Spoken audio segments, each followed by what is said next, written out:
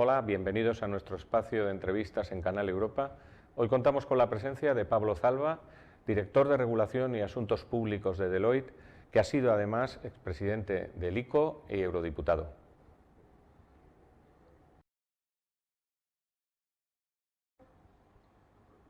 Muchas gracias, señor Zalba, por atendernos en la entrevista de Canal Europa. Me gustaría empezar por una pregunta que estamos haciendo bastante genérica, que es si cree que las instituciones de la Unión Europea han estado a la altura de la situación provocada por la pandemia. Absolutamente. Yo creo que si cuando comienza la pandemia, ya por marzo, nos llegan a decir a cualquiera que hemos tenido alguna vinculación con las instituciones europeas que íbamos a tener un fondo de 750.000 millones de euros, que se iba a emitir deuda de forma masiva por parte de las instituciones europeas, que íbamos a tener el SIR para financiar, en el caso de España, los ERTES, pero en el caso de otros países, aquellos programas para la lucha contra el desempleo. Yo creo que muchos hubiéramos pensado que estábamos locos solo por pensar lo que al finalmente ha sido una realidad. Yo creo que se ha hecho,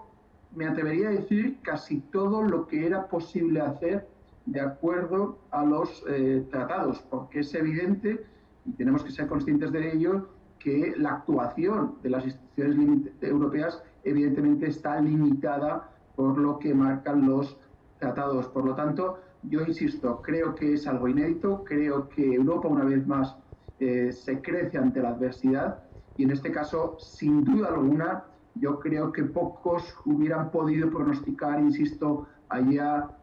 por el mes de marzo, todos estos pasos inéditos que hemos visto, que evidentemente tienen que continuar, que evidentemente tienen que ser complementados por políticas a nivel nacional, porque no todo puede ser Bruselas, no todo puede ser Frankfurt, no todo puede ser el Banco Central Europeo, sino que esto es una acción conjunta a nivel europeo y a nivel nacional. Por lo tanto, yo creo que Europa ha respondido y ahora toca responder a los Estados miembros. ¿Cuál es su opinión respecto a ese proceso de mutualización de deuda, ¿no? que bueno, fue el eje del Consejo Extraordinario Europeo del mes de julio, con evidentemente las dos posiciones, los frugales versus los países pro cohesión? ¿Cree que este mecanismo nuevo es el adecuado para afrontar el proceso de recuperación que necesita la Unión Europea? Totalmente. Yo creo que también de alguna manera es inédito, de alguna manera es inédito desde tres perspectivas. Primero, porque el fondo se financia con dinero nuevo, no con aportaciones de los países de los Estados miembros, como se financiaron los planes de rescate en la anterior crisis económica. Recordemos Grecia, Chipre, incluso el rescate del sector financiero español. Segundo, por la magnitud, 750.000 millones de euros. Y tercero, como bien decía usted, respecto a que se va a financiar en gran parte a través de emisiones masivas de forma mancomunada por parte de las instituciones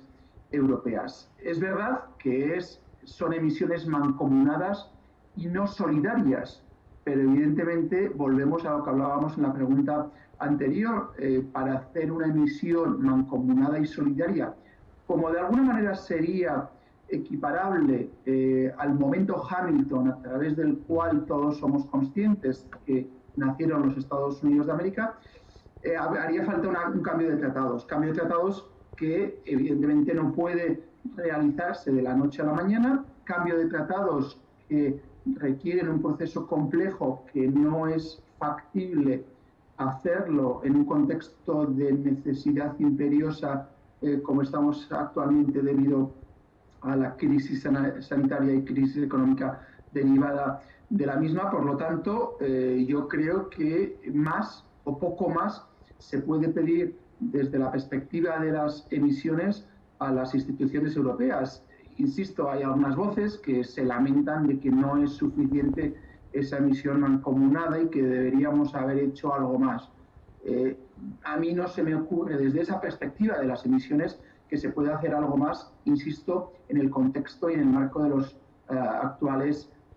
tratados. Y además es un hecho que las primeras emisiones que han lanzado las instituciones europeas para financiar el programa de lucha contra el desempleo, el conocido como SURE o SURE, han sido un éxito. Han sido un éxito desde la perspectiva de la demanda, de la sobredemanda, mejor dicho, por parte de los inversores. Ha sido un éxito por los bajos tipos, incluso tipos de interés negativos a través de los cuales se ha financiado. Por lo tanto, yo creo que esas primeras emisiones demuestran que ha sido un éxito.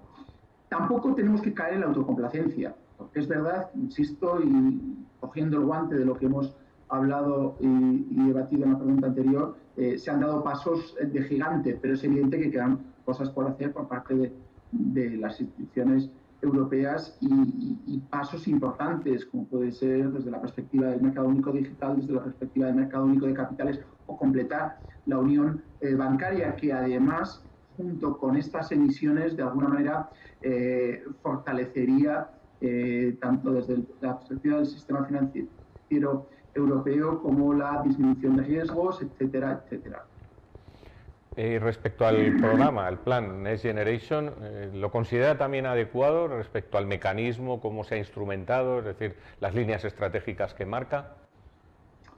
Sí, evidentemente es un programa que tiene todavía que ser ratificado definitivamente, que tiene que ser ratificado su reglamento, que también importante, en mi opinión, es el programa como el reglamento, y que se tiene que poner en marcha, que es lo más importante y lo más acuciante. Pero a priori yo creo que las líneas maestras son oportunas. Primero, lo decíamos anteriormente, es dinero nuevo. Segundo, fortalece la tan ansiada y necesaria unión económica y, en definitiva, unión política. Los vectores sobre los que se canalizan yo creo que son francamente necesarios y además pueden llegar a conseguir de alguna manera adaptar la economía europea al siglo XXI. Los dos principales vectores, tanto la digitalización como la sostenibilidad. En el caso de la digitalización, Europa de alguna manera parecía que podía perder el tren de la revolución tecnológica en detrimento de Estados Unidos y de China recientemente, que se ha unido a esta carrera tecnológica.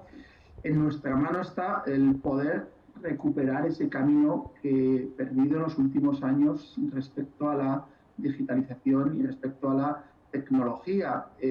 Los primeros compases de la música suenan bien, porque no solo está el fondo, sino que también está las distintas iniciativas legislativas que ha propuesto la Comisión, como puede ser la Digital Service Act o la Market Service Act, que la Comisión anunció recientemente, y que es verdad que les queda un arduo y duro proceso legislativo por parte tanto del Consejo como del Parlamento, pero que a priori, en mi opinión, de alguna manera están sentando las bases para, de alguna manera, junto con el plan, poder, de alguna manera, recuperar ese terreno perdido desde la perspectiva de la digitalización y la tecnología. Aquí me va a permitir recordar la polémica que hubo con la GDPR, la directiva que lanzó la Unión Europea y que de alguna manera